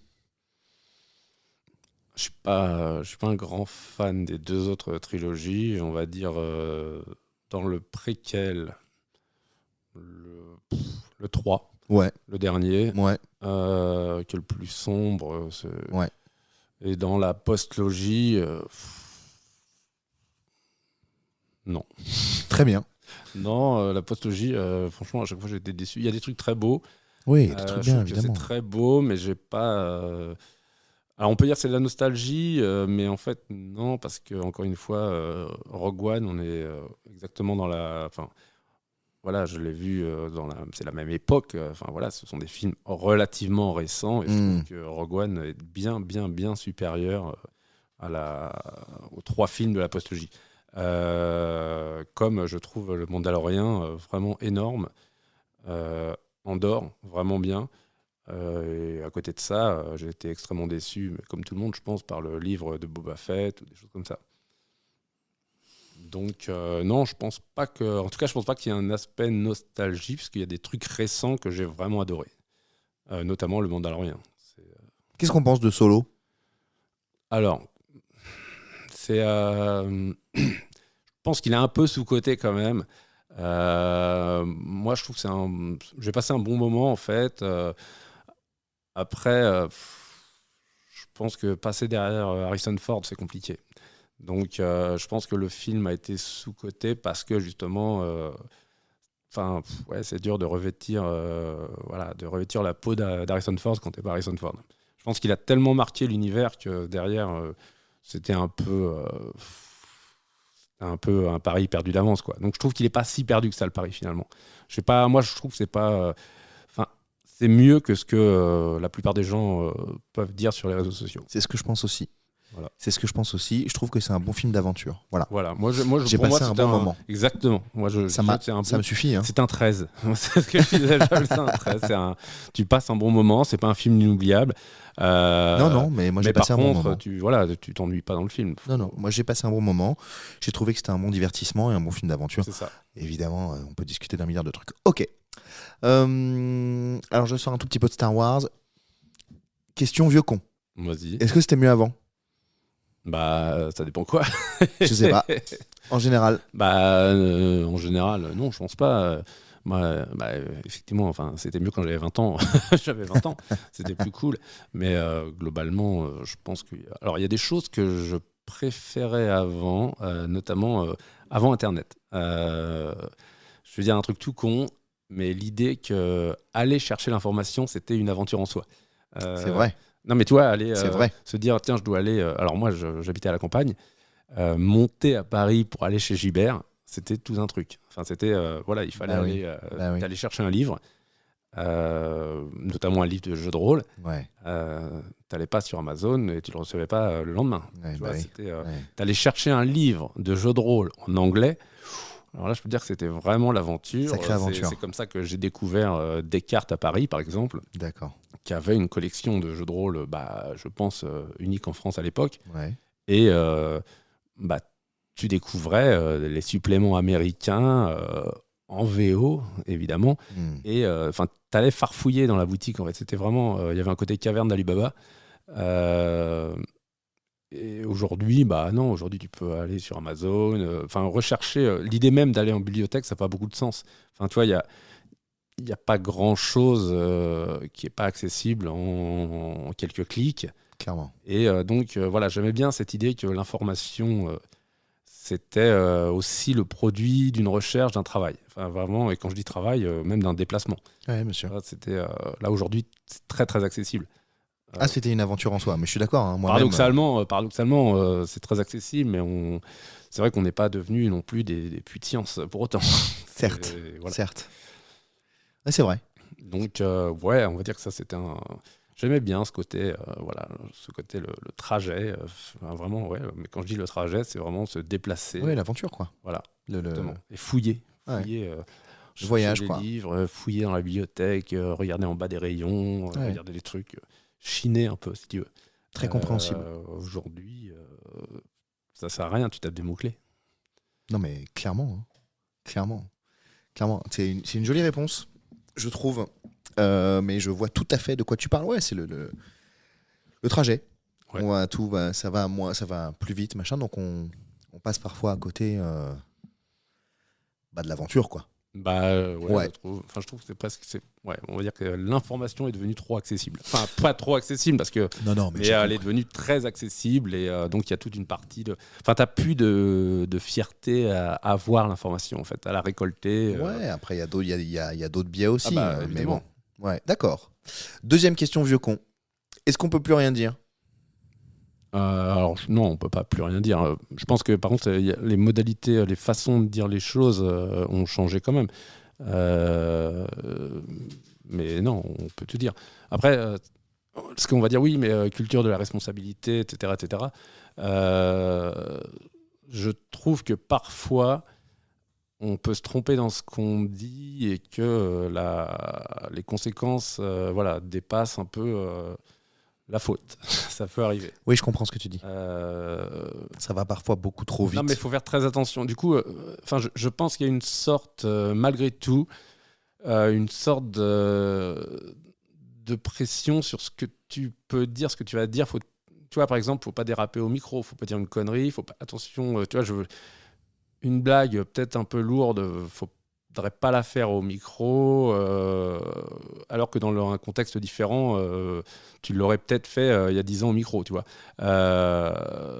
Est-ce que les choses peuvent pas trop déraper ? Moi, je sais que comme j'ai assez peu de filtres, des fois j'ai peur de dire des conneries. En fait, j'ai peur de dire des conneries qui pourraient m'être reprochées plus tard. Voilà. J'ai l'impression que tu parles d'expérience. Oui, j'ai déjà dit des conneries, mais alors pas des conneries, rien de sociétal, hein, mais j'ai pas envie de. Voilà, en fait, je ne sais pas comment, tu vois, là, ce que je vais dire aujourd'hui, comment ça pourrait être pris dans 5 ou 10 ans. Enfin, tu vois. Certes. Non, mais t'as des évolutions, peut-être que parce que, tu vois, je mange de la viande. Peut-être que dans 10 ans, parce que je mangeais de la viande, j'aurais l'air d'être un affreux. Un affreux Jojo. Bah ouais, parce que c'est-à-dire que je mange des. Si tu regardes techniquement, hein, tu manges des cadavres d'animaux. Oui. C'est quand même bizarre. Non, mais là aujourd'hui, ça nous paraît encore naturel. Je pense que ça nous paraît pas pour de tout moins le en moins monde. naturel. Voilà, pas pour tout le monde. Et je pense que dans 10 ans, ça paraîtra horrible. Peut-être 15 ans, mais de se dire, on dépaisse des animaux, alors qu'on n'a pas besoin techniquement. Pour se nourrir, hein, enfin, je veux dire, et on les mange, et ce sont des cadavres, et ça ne nous dérange pas. C'est quand même... Non, mais franchement, c'est bizarre. Moi, là, je viens de voir, par exemple, je crois que c'est l'Italie qui a interdit les viandes qui ont grandi, entre guillemets, en éprouvette. Je trouve ça très con. Je trouve qu'au contraire, c'est peut-être la meilleure façon à l'avenir de manger de la viande, c'est manger de la viande de synthèse. C'est-à-dire c'est exactement la même chose. Je suis assez d'accord avec toi. C'est de la protéine, c'est tout ce qu'il y a dans la viande. C'est de la viande en fait, techniquement c'est de la viande, hein. Ça vient c'est du souche, c'est de la viande. Mais il n'y a pas de mort animale, il n'y a pas de souffrance animale, ce n'est pas un cadavre. C'est-à-dire que tu fais pousser de la viande. Ouais, moi je trouve ça hyper sain, par exemple. C'est ce que j'ai vu. Je suis hyper d'accord avec toi, Fred. Moi aussi. Toi aussi, t'es d'accord avec toi ? Bien joué. Je suis pas tout le temps d'accord avec moi, mais figure-toi que sur le coup, c'est un truc qui m'a choqué. J'entends ce que tu dis. Cette interdiction, parce que je me dis que là, au contraire, ou alors ce dégoût, je vois souvent un dégoût de la part des gens à l'idée de manger de la viande de synthèse. Et je me dis, mais pourquoi ? En fait, c'est justement de la viande sans l'aspect dégoûtant, c'est-à-dire de la cruauté ou de la mort. Sans l'aspect, en effet, qui est mis en valeur, en avant sur le fait de ne pas manger de viande, etc. Parce que le premier sujet, c'est quand même la souffrance animale. Oui. Et la souffrance animale... Mais regarde, non, je suis hyper d'accord. Si tu regardes, à mesure que la viande est transformée, etc., bien sûr. On fait tout, la publicité, on fait tout pour... je ne suis pas vegan, hein, je préfère le dire. Tu l'as dit au début que tu mangeais de la viande. Je l'ai dit, mais on fait tout pour essayer d'éloigner la réalité de ce qu'est l'activité manger de la viande. Ouais. Je veux dire, oui. Tu vois, on te vend pas un steak à McDo en te montrant un abattoir. Oui. Jamais. Oui. Au contraire, on te montre voilà, on est en famille, on est content, tout le monde est super, c'est bon, miam miam. On te montre pas entre guillemets ce qu'il y a derrière le rideau. Même, je dirais, en modifiant la viande, que ça ressemble plus du tout à de la viande, même une fois que c'est dans l'assiette. Exactement. Mais ça, c'est hyper important. C'est une vérité. Ça, c'est hyper important. Ah ouais. C'est qu'on ne voit plus derrière le plat l'animal. Ouais, clairement ça, pas. C'est extrêmement important. Et il y a tout un travail là-dessus. Mais c'est aussi pour ça, hein, je pense qu'on a du marketing. Disparu, tu vois, ce qu'on va appeler les parties où tu reconnais l'animal. Hein. Enfin, moi, je connais personne aujourd'hui qui mange de la tête de bœuf ou des trucs comme ça. Moi, je connais des gens qui adorent les pieds de cochon. Ah ouais, je trouve ça, moi, je trouve ça bizarre. Enfin, ça me dégoûte. Moi aussi, ça me dégoûte parce que là, tu ne peux pas faire semblant. Non, la langue de bœuf, il y a des gens qui adorent ça, du cervelas, du machin. Voilà. Tu vois bien que tu vas vomir. Non, mais parce que techniquement, c'est pas plus dégueu de manger un pied de cochon que de manger une côte de cochon. Non, mais bien sûr. C'est la même chose. Non, mais bien Sauf sûr. que quand on te présente un pied devant toi, tu vois bien que c'est un pied. Ah oui, clairement. Comme tu prends le poulet où ils n'ont pas coupé la tête. Exactement. Ouais. Mais c'est voilà. Enfin, comme on te présente rarement maintenant un poisson avec sa tête. Hein. Enfin, c'est. Oh, dans les étals, les poissonneries et tout, quand même. Ça fait partie du folklore, non ? Ouais, peut-être, je sais pas. Moi, je vais pas dans. Tu veux pas dans les poissons. Tu manges pas de poisson. Ouais, non. Je pensais pas qu'on avait parlé de ça, mais c'est intéressant. Non, mais voilà. Tout ça pour te dire que je vois bien que la vision et même ma propre vision autour de la consommation de viande a changé. Moi, je sais que si la viande de synthèse était accessible, enfin si on pouvait aujourd'hui acheter à Intermarché, désolé pour la pub, de la viande de synthèse, j'achèterais de la viande de synthèse directe. Je pense que moi aussi, d'abord pour essayer. Parce que mais pour moi, non mais essayer, pour moi il y a aucun. Enfin, la question elle se pose pas. Si tu regardes au niveau moléculaire, c'est exactement la même chose. Donc on s'en fiche.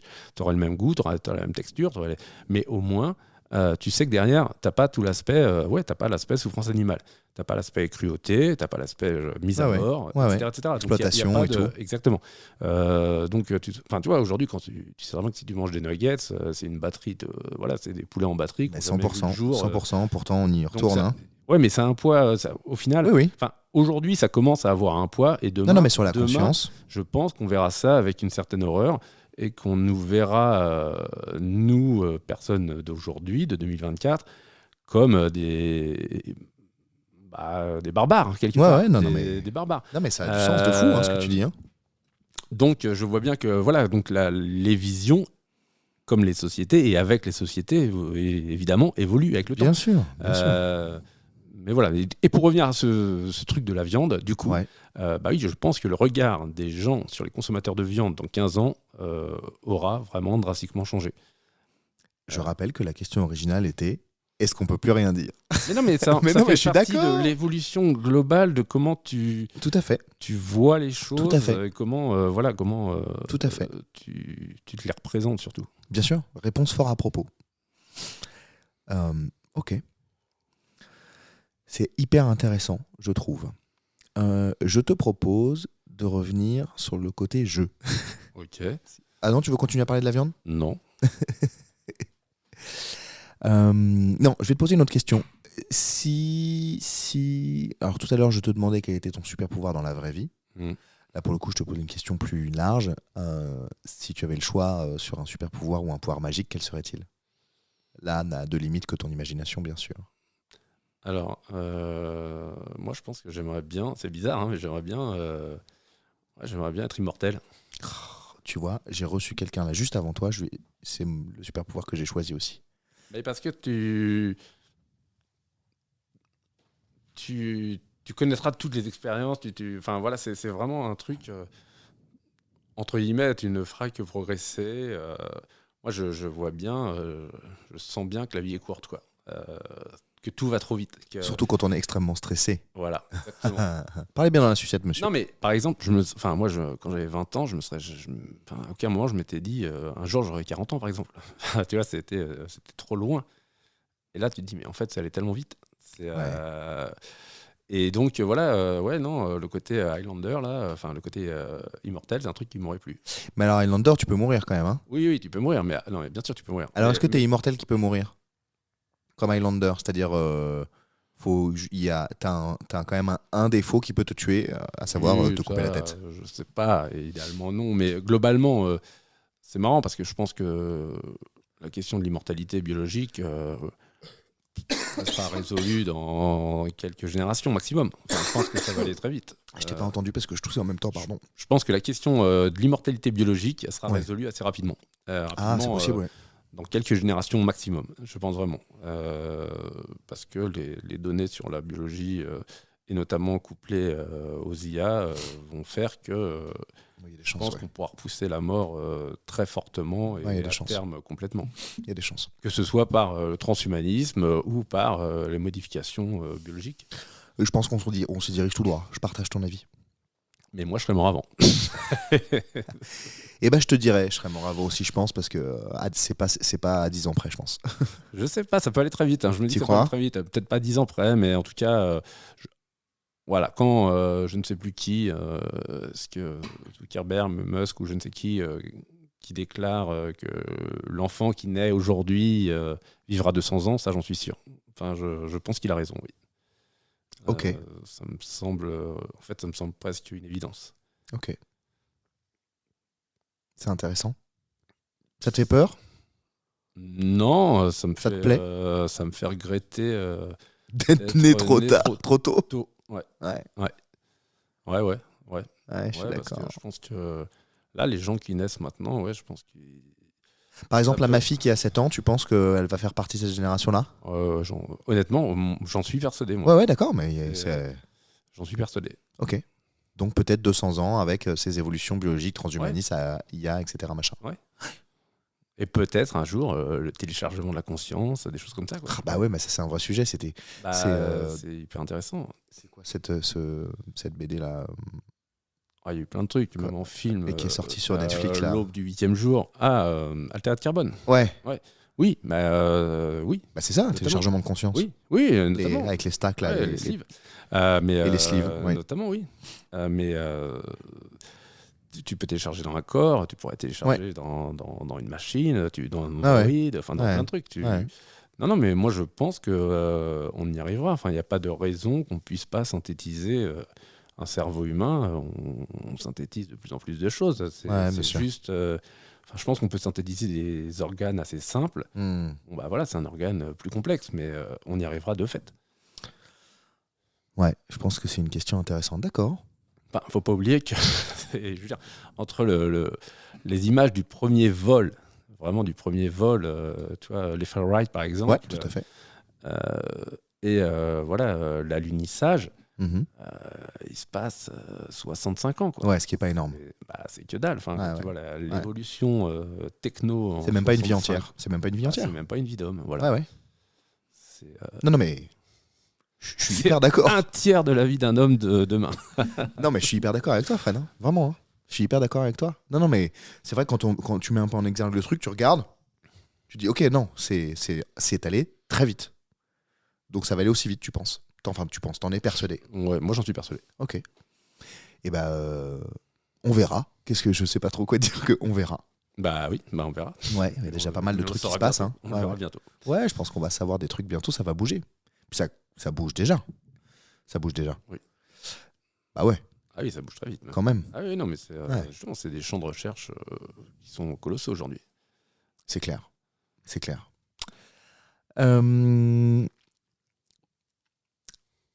C'est une question que je voulais te poser au début, puis après on a dévié et c'était très bien. C'est quoi pour toi les 3 qualités importantes pour créer des jeux?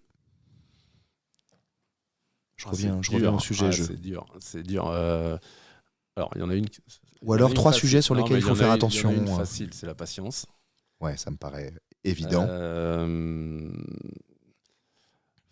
Ouais, mais ça peut pas être une tautologie parce que tu vois, si je te dis, bah oui, mais il faut être créatif, c'est débile. Parce que c'est une tautologie, mais en même temps, c'est être capable peut-être un peu de sortir du cadre si tu ne veux pas te contenter d'une sorte de remix, ce qui a déjà été fait. Ce qui ne veut pas dire qu'un remix ne peut pas donner un très bon jeu. Bien sûr. Mais ça veut dire que ça ne donnera pas un jeu original. Est-ce que tout n'a pas déjà été inventé ? Je pense pas, mais je pense que la réalité de ce qui est réellement innovant, le pourcentage de sorties réellement innovantes, il est infinitésimales. Moi, je veux dire que les grandes innovations, ça a dû être Magic, c'était une grande innovation. Le deck building, c'était une grande innovation. Depuis, je ne sais pas s'il y a vraiment eu des grandes innovations. Il y a eu plein de jeux, des milliers de jeux. Des très bons jeux. Hein. Par contre, la question de l'innovation, je pense que c'est autre chose. Pour moi, il y a innovation, je pense, un indice d'innovation, c'est quand ça apporte un genre en soi. Tu vois, aujourd'hui, l'escape game, c'est devenu un genre en soi. Ouais. Peut-être que le premier jeu d'escape game, lui, oui, il était innovant. Tu vois, un jeu comme l'élite dont vous êtes le héros, pour moi, c'était innovant. C'est une innovation. Carrément. Mais là, dernièrement, c'est une folie, ça. Je sais pas si dans les 10 dernières années, il y a eu des innovations. Je sais pas. Enfin, des innovations, en tout cas de véritables créations dans les 10 dernières années, je ne sais pas. Mais après, je connais pas assez, justement.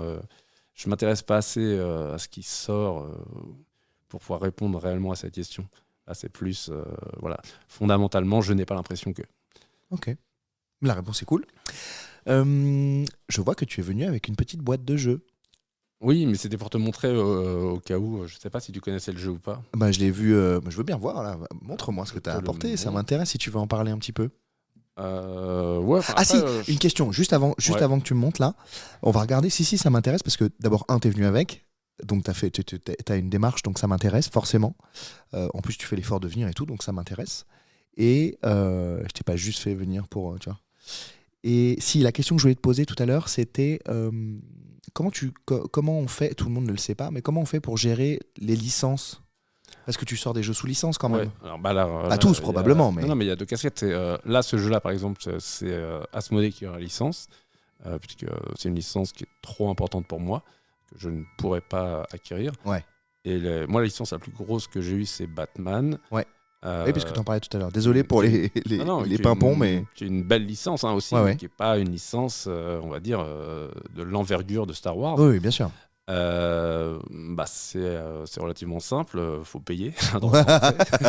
Non, mais il faut, en gros, t'as une avance, on va dire, qui est un minimum garanti que tu proposes au licencieur. Si le projet lui plaît et si tu es capable d'avoir un minimum garanti suffisamment élevé pour l'intéresser, il va signer ta licence la plupart du temps non exclusif. Et moi, sur des licences comme Star Wars, Batman, etc., c'est 15% de royauté, tu leur verses 15% de ton chiffre d'affaires. D'accord. Ça, globalement, ça, c'est entre 10 et 15. Les licences les plus cotées sont à 15.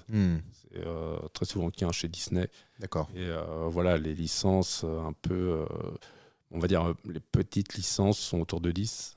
Ok. Oui, il faut payer, quoi. Oui. Alors, vas-y. Bounty Hunter, c'est ton jeu du moment. Oui, alors, je sais pas. Qui est sorti quand ? Il n'est pas sorti, justement. Il n'est pas sorti. C'est pour ça que... Qui sort quand ? Il sort le 3 mai. On est passé. Non, mais tu fais la tournée là. T'es en pleine tournée des. T'es sur les routes là. Je suis tout le temps sur la route parce que l'idée c'est de faire, d'avoir une sorte de masse critique de joueurs qui est joué avant la sortie, qui soit capable. Moi, mon rêve, ce serait qu'à chaque fois que quelqu'un achète un jeu, à la table, il y a une personne qui le connaisse déjà, le jeu, qui soit capable d'expliquer les règles en 5 minutes et de faire tourner. Parce que là, je te vois sur les réseaux, t'es partout. Non, mais je suis... alors, c'est épuisant. Je suis littéralement tout le temps sur la route. Je te dis, 20 000 km en 3 mois. Même si habituellement, je roule beaucoup, j'ai jamais autant roulé que ça. Et c'est pas fini. Mais j'ai besoin... déjà, je continue à... J'adore jouer à ce jeu. J'adore. Moi, c'est le jeu que je pense réellement que c'est ce que j'ai fait de mieux. Comment ça t'est venu ? Alors moi, j'avais déjà fait un jeu. Est-ce que je peux voir la boîte ? Tiens, évidemment. Hop. Génial, merci. Vas-y. C'était. Alors déjà, c'est un thème que j'adore. Le prototype a toujours été sur ce thème-là. Pour la petite histoire, l'illustrateur du prototype, en fait, les dessins que j'avais pris, c'était des chibis du même illustrateur, Derek Hoffman. Ok. Et sauf qu'on a trouvé son style vraiment très bien et donc on l'a gardé pour le produit final. Ok. J'avais déjà fait un jeu, moi, qui s'appelait Les Bâtisseurs. Il y avait un système dans ce jeu-là que j'ai gardé, mais j'ai voulu. Je trouvais que le jeu était trop. Comment dire trop, Je me permets, je regarde et tout. trop lent. C'est-à-dire qu'il y avait trop de downtime, ce qu'on appelle le downtime. C'est-à-dire qu'à 4 joueurs, il fallait facilement 45 minutes, 1 heure de partie. Et moi, je voulais un truc très très speed, autour d'un quart d'heure de partie. D'accord. Donc, je voulais faire ce qu'on appelle un jeu de draft où les cartes se passent. C'est-à-dire qu'il n'y a pas de downtime du tout dans un jeu de draft. Tout le monde joue tout le temps. Tout le temps et en même temps. Donc, l'idée, c'était de vraiment compresser ce temps et avoir multiplié, par contre, les micro-décisions.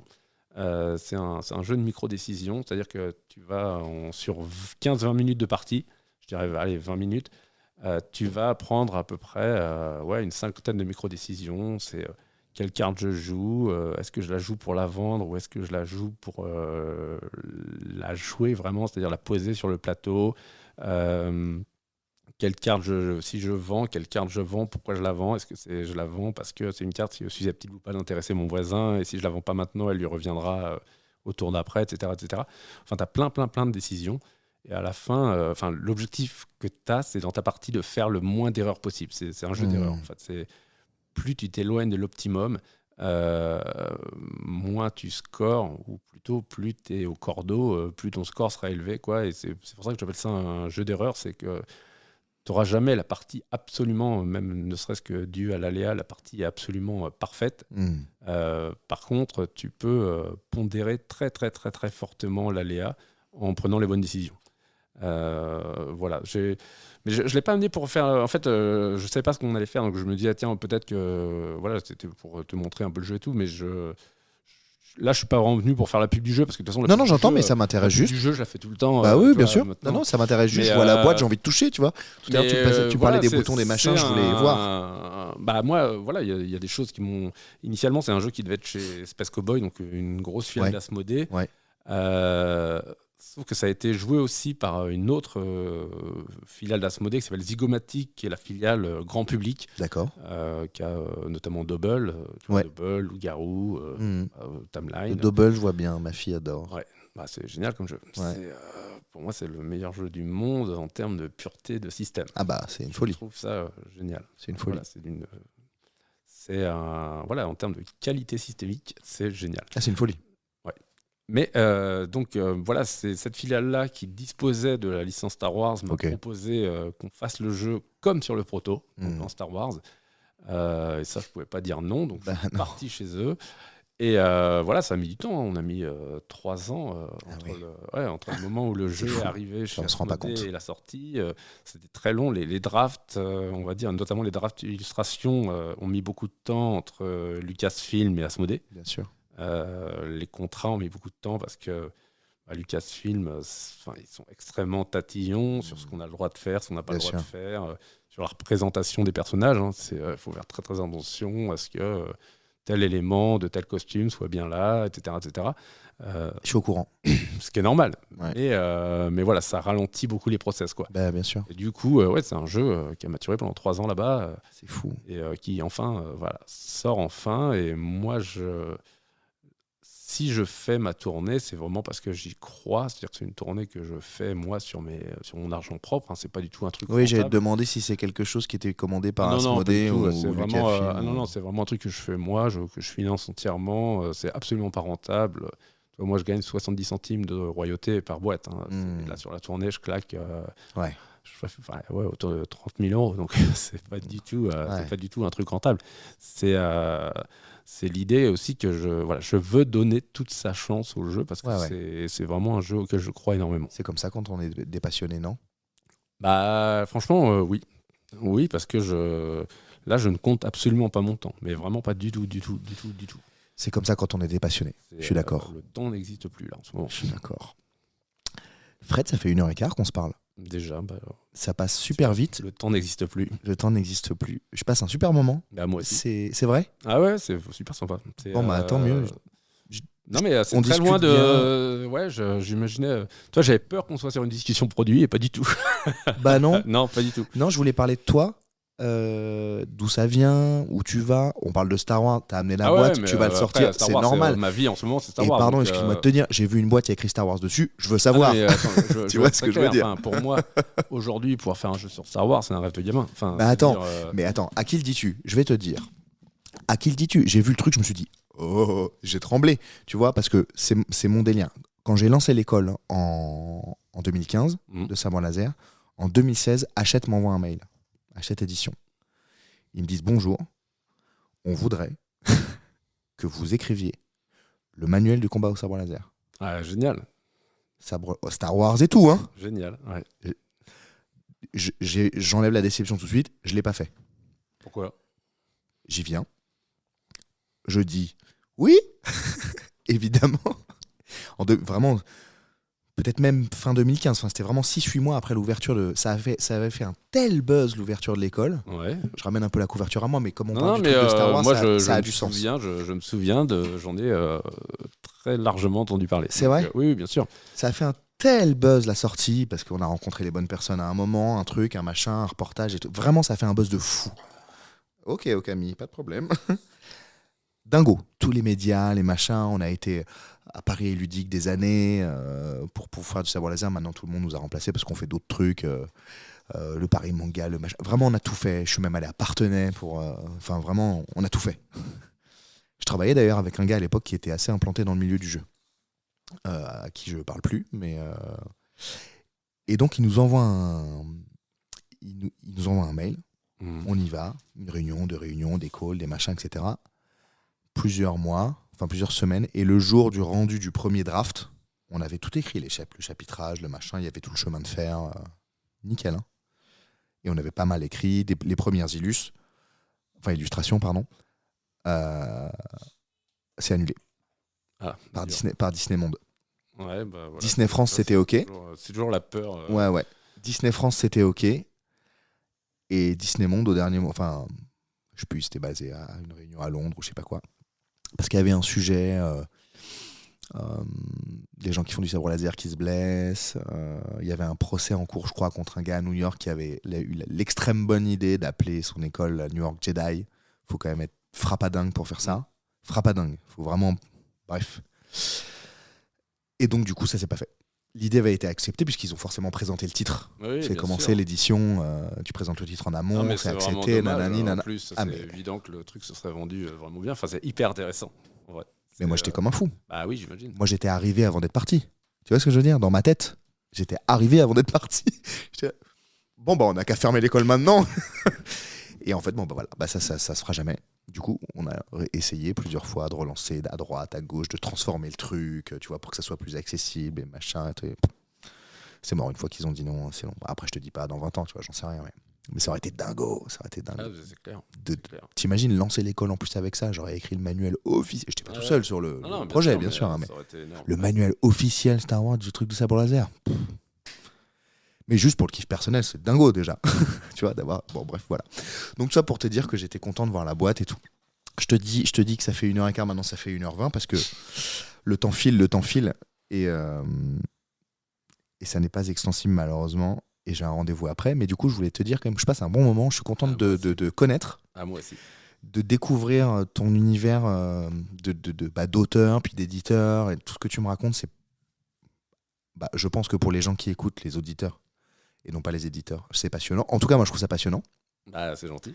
Je trouve ça super cool. C'est riche, quoi, profond. On pourrait se parler 2 heures de plus, quoi, vraiment sans aucun problème, quoi. Oui. Enfin, de mon point de vue, en tout cas, on pourrait vraiment reprendre un café, sortir une bière, enfin, tu vois, sans doute, avec plaisir. Café, tu vois, avec plaisir. Bah, moi aussi. Avec plaisir. Tu bois des bières?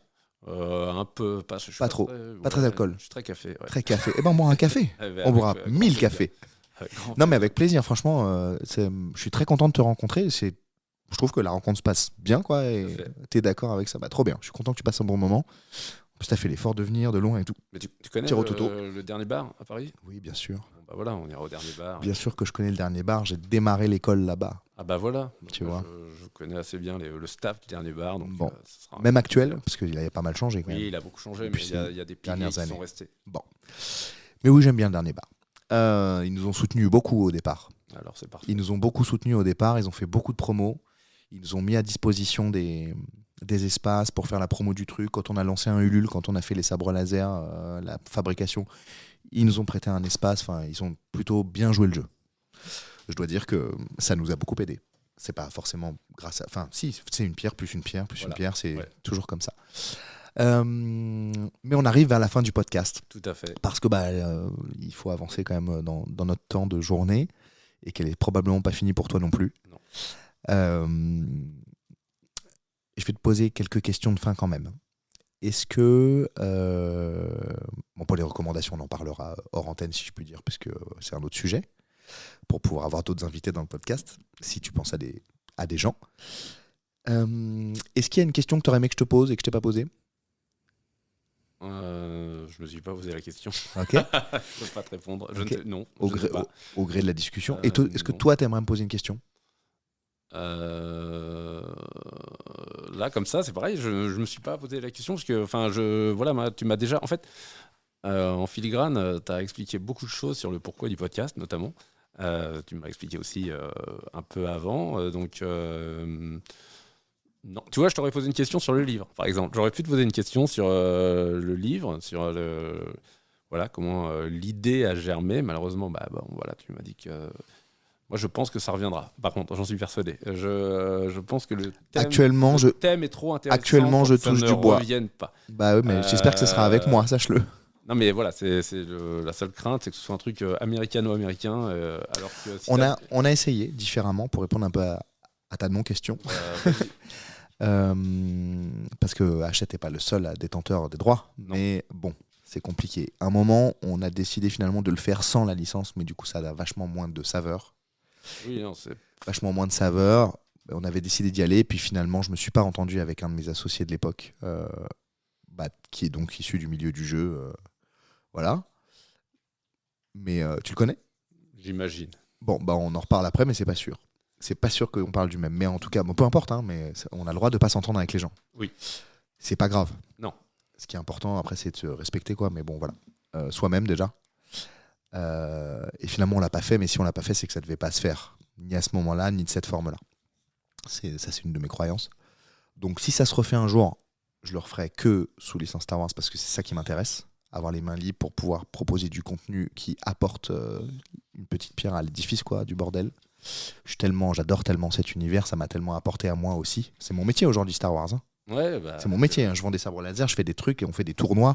Là, dans 2 semaines, je pars en Italie pour un tournoi de sabres laser. On a créé un circuit de tournois, machin et tout le bordel. Moi, je trouve ça génial. En fait. Merci. Vraiment, non, mais je trouve ça génial. N'hésite pas à parler dans le micro. Je trouve ça génial. Mais Star Wars, c'est un univers que je trouve génial. Moi, ça fait partie des univers qui m'ont formé. Tu vois, ça fait partie des expériences qui vraiment m'ont formé, mais aussi cognitivement, quoi. Oui, non, mais vraiment. Qui sont imprimées, intériorisées, incorporées en moi. Voilà. Mais pas mieux. Pas mieux. Je suis d'accord avec toi. Et c'est aussi pour ça, je pense que c'est le cas de beaucoup de monde, et je pense que c'est aussi pour ça qu'il y a beaucoup de friction, de conflits autour de Star Wars, autour de ce que des nouveaux épisodes. Et je pense même que parfois on se trompe sur le pourquoi des choses, enfin sur le pourquoi on prête aux gens des intentions qui ne sont pas forcément les leurs. Et je pense que parfois, encore une fois, là trop souvent on a parlé de nostalgie. Non mais j'y reviens parce que je me souviens de dire j'aime pas ça, c'est parce que t'es nostalgique. Mais encore une fois, non, parce qu'il y a des productions actuelles qui sont exceptionnelles. Mais exceptionnelles, même pour les vieux comme moi. Qui sont, tu n'es pas si vieux. Non, mais le Mandalorian, c'était juste exceptionnel. Moi, j'adore. Andorre, c'est juste exceptionnel. Pas vu encore. Il a pris le temps. Là, il va falloir le voir. Non, mais c'est vraiment. Non, mais si t'as aimé Rogue One, tu vas aimer. Oui, j'ai adoré Rogue One. Alors, tu vas adorer Andorre. Ouais. On est encore plus derrière le rideau, si tu veux. C'est vraiment... ça. Et surtout, les choses sont moins manichéennes. Les personnages sont vraiment bien construits parce que justement, ils ne sont pas manichéens, et même des mecs bien, tu t'aperçois que... Ouais. Ne me dis pas tout, ne me dis pas tout. Non. Ça me donne assez... Non, mais je vais le voir. Juste, j'ai pas pris le temps. Oui. Tu vois les vies qu'on a un peu. Oui. Entre ceux qui roulent 20 000 km et les autres qui font le reste des kilomètres, c'est clair. Fred, est-ce que tu aurais une recommandation d'une œuvre, d'un truc, d'un jeu, d'un livre, d'un film à donner aux gens. Un truc que tu as vu récemment, il y a longtemps, peu importe. J'allais dire quelque chose que tu écoutes. Non. Non. Moi, mais après, je suis très classique. Moi, dans mes recommandations, parce que je pense que la plupart des gens n'ont pas lu Howard, ce serait de lire Howard, le Conan de Howard, pour avoir une vision un peu différente de ce qu'est réellement Conan, plutôt que simplement la vision, on va dire, hollywoodienne. Schwarzeneggerienne. Voilà, qui est, je trouve, une vision intéressante, très intéressante, moi qui m'a beaucoup apporté, mais c'est beaucoup plus riche que ça aussi en réalité. Eh ben, allez lire. Super recommandation. Et je vais te laisser... Tu vois, je vais faire une recommandation moi aussi, puisque tu me le demandes pas. Je pose jamais de questions. C'est vrai, je suis quelqu'un qui pose très peu de questions. Une recommandation que j'aurais pas faite avant... Eh bien, ça n'a rien à voir avec ce qu'on se dit. Mais du coup, comme je l'ai reçu juste avant toi, et je vais faire la recommandation parce que c'est un chanteur et un acteur qui est venu à la maison. Je vais vous recommander d'écouter les sons de Tom Leb, voilà, qui chante en anglais avec une voix d'une douceur mielleuse que j'adore et qui fait de la folk pop américaine, machin, c'est très agréable. Donc voilà, moi je recommanderais un son juste parce que Fred n'en écoute pas. Donc je vous recommande Tom Leb. J'ai beaucoup apprécié ce moment avec lui juste avant Fred et voilà. Fred, c'est la fin. D'accord. C'est la fin.